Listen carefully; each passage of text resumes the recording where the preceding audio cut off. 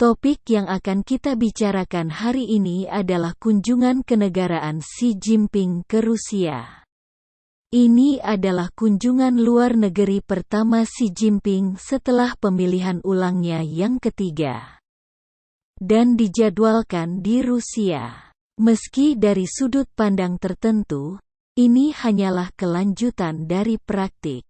Setelah menjabat untuk masa jabatan baru, Ketua Umum Partai Komunis China akan menetapkan Rusia sebagai pilihan pertama untuk kunjungan asing. Namun, perang Ukraina-Rusia telah berlangsung selama 1 tahun.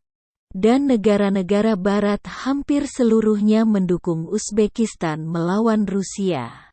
Xi Jinping mengunjungi Rusia dan bertemu dengan Putin, buronan Mahkamah Pidana Internasional. Sebagai awal dari penunjukan gengsinya di panggung internasional selama 5 tahun ke depan. Masih banyak detail yang layak untuk direnungkan. Menurut propaganda PKT, perjalanan Xi Jinping adalah perjalanan persahabatan, kerjasama, dan yang terpenting, perjalanan perdamaian. Dengan kedok sebagai utusan perdamaian, apa sebenarnya tujuan Xi Jinping? Akankah ada beberapa perubahan di medan perang Rusia-Ukraina setelah pertemuan Xi-P? Bagi Putin, dia pasti akan menganggap kunjungan Xi Jinping sebagai sebuah kesempatan. Selain menerbitkan model yang didukung oleh PKC ke dunia luar, itu juga akan benar-benar mempererat ikatan antara PKC dan dirinya sendiri. Jadi, dalam keadaan kunjungan Xi Jinping atas nama perdamaian, akankah Putin menjual bantuannya, memuaskan wajah duta besar perdamaian Xi Jinping, dan membuat apa yang disebut konsesi atau kompromi? Mari kita bicarakan masalah ini hari ini. Tujuan Xi Jinping tidak lebih dari 2 jenis, tujuan ekonomi dan tujuan politik. Tentu saja, tujuan ekonominya adalah untuk terus mempraktikkan kerjasama tanpa batas. Kremlin mengatakan dalam sebuah pernyataan bahwa Xi Jinping akan menandatangani 2 dokumen penting selama kunjungannya ke Rusia. Salah satunya adalah rencana pengembangan bidang-bidang utama kerjasama ekonomi Tiongkok-Rusia hingga tahun 2030. Yang lainnya adalah tentang 2 deklarasi, memasuki era baru. Kerjasama ekonomi adalah kesepakatan cocok baik untuk China atau Rusia. PKC mengingini energi Rusia dan mengingini pasarnya. Ketika perusahaan Barat mundur sepenuhnya, meninggalkan banyak pasar kosong, dengan gaya PKC, akan aneh jika tidak terburu-buru masuk dan menggantinya. Adapun Rusia, yang diisolasi oleh Barat, pertukaran ekonomi dan perdagangan dengan PKC dapat membuat perang Putin melawan Ukraina bertahan lebih lama dan mendapatkan peluang yang disebut lebih besar untuk menang.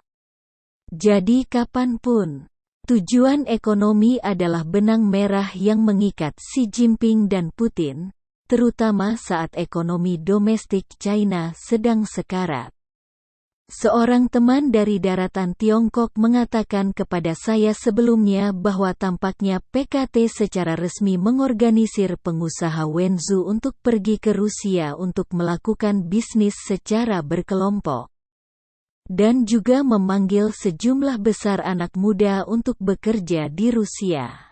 Oleh karena itu, bagi PKC, ini sama saja dengan membunuh 3 burung dengan 1 rencana batu.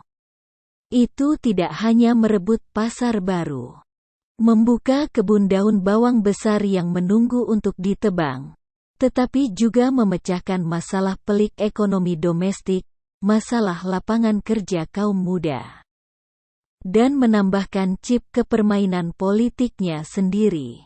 Dengan pendalaman kerjasama ekonomi dan perdagangan, Rusia secara alami akan lebih mampu melawan pengaruh politik Barat. Justru karena kerjasama ekonomi dan perdagangan itulah yang memunculkan fenomena ekonomi yang mengejutkan dunia luar.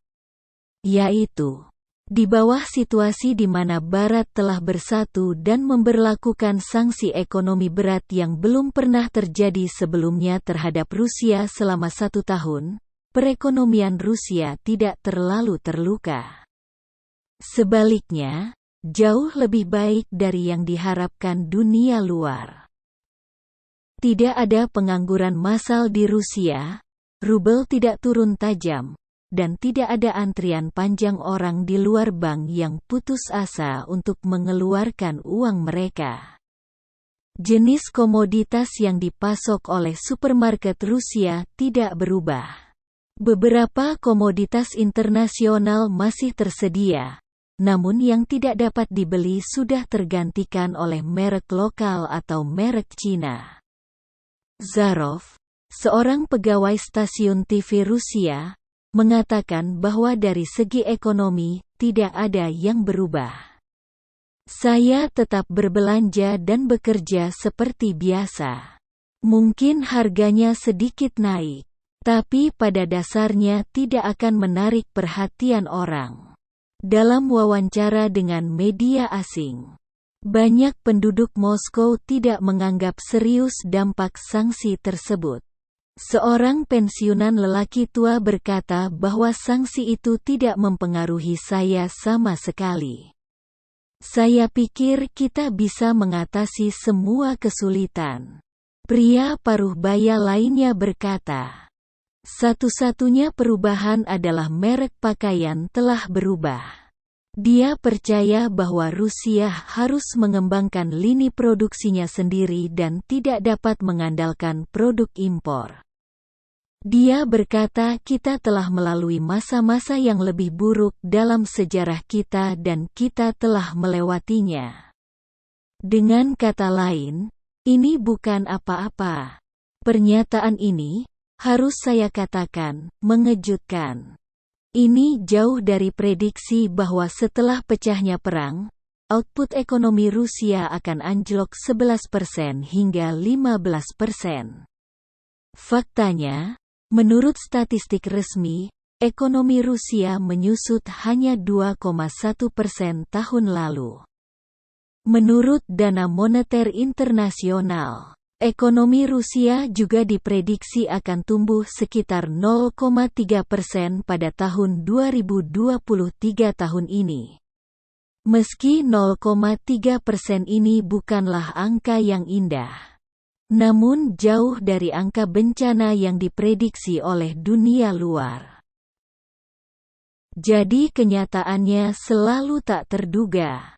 Alasan besar mengapa Rusia dapat menahan sanksi bersama Barat adalah karena harga energi melonjak tahun lalu.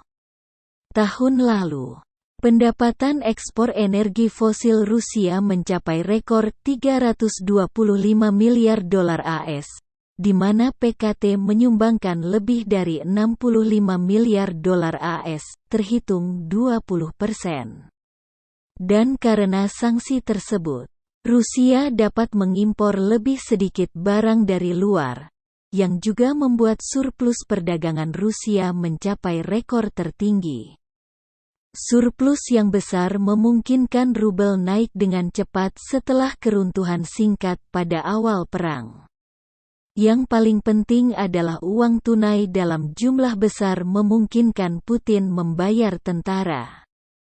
Faktanya, ketika Rusia dijatuhi sanksi atas aneksasi Crimea pada tahun 2014, Kremlin sudah mulai mengambil langkah-langkah untuk mencegah Rusia dirugikan secara serius oleh sanksi di masa depan. Sejak itu, perusahaan telah menjelajahi negara untuk mencari suku cadang dan membuka jalan untuk mendapatkan makanan, dan pemerintah telah menimbun uang tunai dari penjualan minyak dan gas. Setengahnya karena invasi Ukraina dibekukan karena disimpan di bank di luar negeri. Lalu saya kira Xi Jinping ingin belajar dari Putin, bagaimana dia mengatasi sanksi Barat? Lagi pula, Xi Jinping telah memerintahkan agar lingkaran sejarah dan ekonomi China mempelajari bagaimana menghadapi isolasi ekonomi di bawah sanksi internasional setelah invasi Taiwan. The economic environment of Russia makes me feel that the Ukrainian-Russian war still has to be fought. I analyze the three situations to end the war. First, one side wins the war with an absolutely superior military force. In this case, the current battlefield situation, it is not obvious yet. Although the United States and Germany have provided Ukraine with main battle tanks, it seems that it will take a while for the effect to show. However, an objective reality is that as the Ukrainian-Russian war drags on, Western military support may continuously highlight Ukraine's military advantages. While Russia cannot obtain military support from the CCP, Russia will definitely get weaker and weaker, so this possibility will increase with the passage of time. The second possibility is a temporary ceasefire agreement. This possibility may be one of the goals Xi Jinping hopes to achieve this visit. But whether it can be implemented, maybe Putin will consider giving Xi Jinping a face, and falsely temporarily cease fire. But in fact, the United States has already pointed out this possibility. White House spokesman Kirby said that if someone calls for a ceasefire after the Xi-Pup meeting, that is unacceptable. Because this means that Russia's occupation of Ukrainian territory has been confirmed so far, and Moscow has been given time to make corrections to launch a new offensive. For Ukraine, this is unacceptable. Zelensky has been insisting on his set of peace plans, which is to take back all the territories occupied by Russia, including eastern Ukraine and Crimea. For such a version, Putin obviously has no possibility of nodding. At least for now, it seems that there is no chance at all, so it is relatively difficult to implement a temporary ceasefire agreement. The third is a political solution. How to go to a political solution? What is the political solution? This brings us to the political purpose of Xi Jinping's visit to Russia this time. Xi Jinping's political purpose has two levels. One is the external one, which is shown to the world, the fake mask, and the real political purpose inside, which is hidden from the outside world. Lingkungan ekonomi Rusia membuat saya merasa bahwa perang Ukraina-Rusia masih harus dilakukan. Saya menganalisis tiga situasi untuk mengakhiri perang. Pertama, satu pihak memenangkan perang dengan kekuatan militer yang benar-benar unggul. Dalam hal ini, situasi medan perang saat ini masih belum jelas. Meskipun Amerika Serikat dan Jerman telah memberi Ukraina tank tempur utama, tampaknya perlu beberapa saat hingga efeknya terlihat. Namun, realitas objektif adalah bahwa seiring berlarut-larutnya perang Ukraina-Rusia, dukungan militer Barat dapat terus menyoroti keunggulan militer Ukraina. Sementara Rusia tidak dapat memperoleh dukungan militer dari PKT, Rusia pasti akan semakin lemah. Jadi kemungkinan ini akan meningkat seiring berjalannya waktu. Kemungkinan kedua adalah perjanjian gencatan senjata sementara. Kemungkinan ini mungkin menjadi salah satu tujuan yang diharapkan Xi Jinping untuk mencapai kunjungan ini. Tetapi apakah itu dapat diterapkan? Mungkin Putin akan mempertimbangkan untuk memberikan wajah Xi Jinping, dan secara palsu menghentikan sementara tembakan. Namun nyatanya, Amerika Serikat sudah menunjukkan kemungkinan ini. Juru bicara Gedung Putih Kirby mengatakan bahwa jika seseorang menyerukan gencatan senjata setelah pertemuan SIPUP, itu tidak dapat diterima. Karena ini berarti pendudukan Rusia atas wilayah Ukraina telah dikonfirmasi sejauh ini, dan Moskow telah diberi waktu untuk melakukan koreksi untuk melancarkan serangan baru. Untuk Ukraina, ini tidak dapat diterima. Zelensky bersikeras pada rencana perdamaiannya, yaitu merebut kembali semua wilayah yang diduduki Rusia, termasuk Ukraina Timur dan Crimea. Untuk versi seperti itu, Putin jelas tidak memiliki kemungkinan untuk mengangguk. Setidaknya untuk saat ini sepertinya tidak ada peluang sama sekali.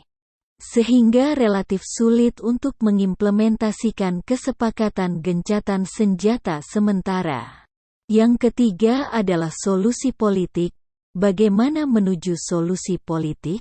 Apa solusi politiknya?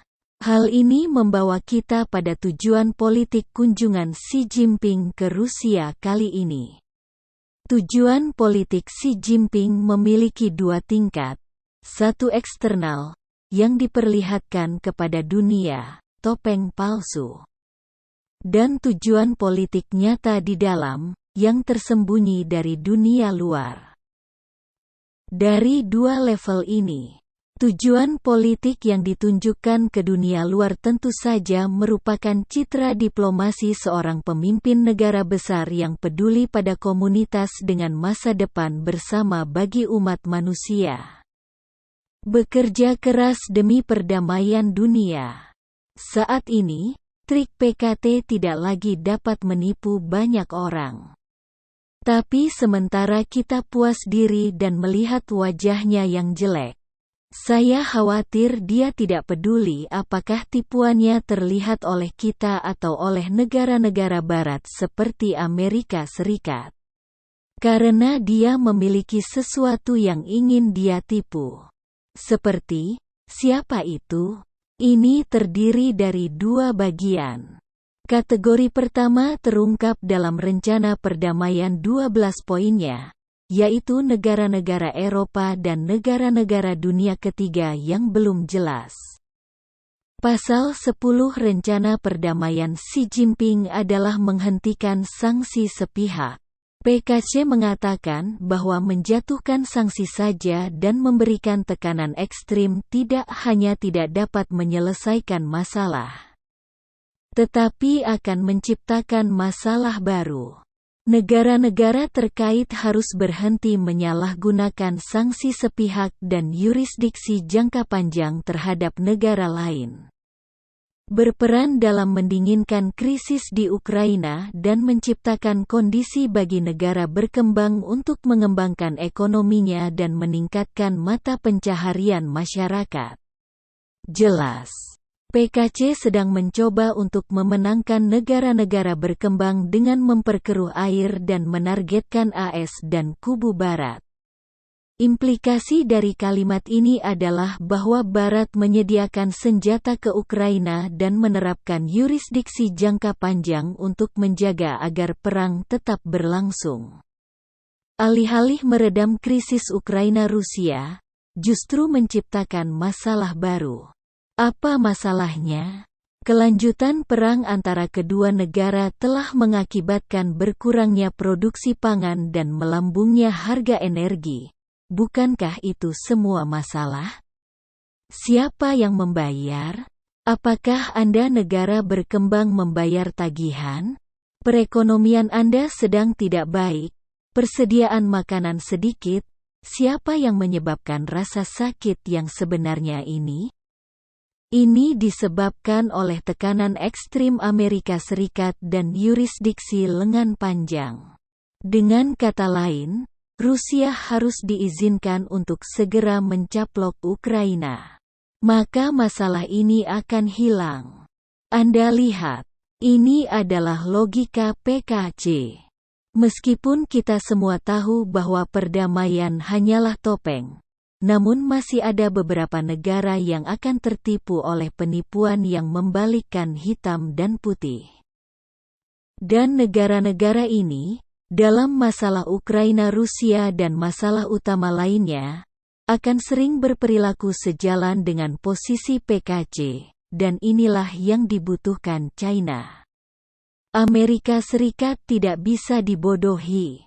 Selalu ada orang yang bisa dibodohi. Selama seseorang bisa dibodohi, itu akan memiliki daya tawar ekstra. Ini seperti pil racun dengan lapisan gula yang indah. Karena ternyata pil racun rasanya malu dan menjadi tidak beracun. Tidak, racun adalah esensinya, dan orang hanya bisa menghindarinya untuk mencegah keracunan. Pernah seseorang mencicipinya secara kebetulan karena daya tarik lapisan gula yang indah. Maka hanya ada satu akhir. Karena tidak kurang beracun. Tidak akan kurang beracun hanya karena orang tahu itu pil racun, bukan?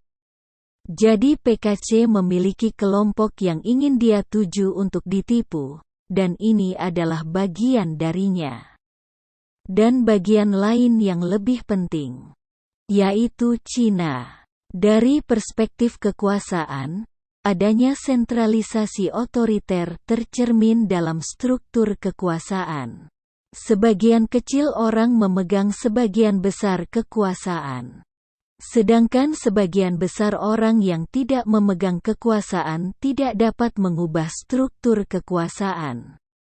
Oleh karena itu, ia tidak dapat menyebabkan kematian atau pergantian kekuasaan.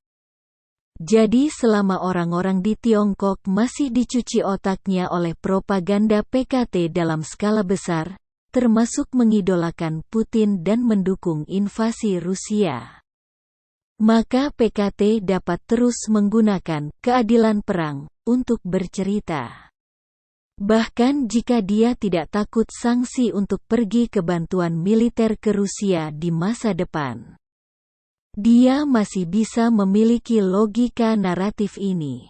Bantu dia untuk menstabilkan situasi rumah tangga. Perang Korea sebelumnya adalah kasus yang sangat mirip. Pemahaman banyak orang China tentang konsep Perang Korea adalah apa yang dididik oleh PKT. Imperialisme aslah yang menggunakan bonekanya Syngman Rhee di Korea Selatan di bawah bendera Perserikatan Bangsa-Bangsa. Mereka melanggar perjanjian gencatan senjata. Secara paksa melintasi paralel ke-38, dan tiba-tiba menyerang Republik Demokratik Korea, mencoba menggunakan kekuatan untuk menduduki Korea Utara dan mewujudkan ambisinya untuk menguasai dunia. Kekejaman seperti itu membuat relawan rakyat China benar-benar memandang rendah.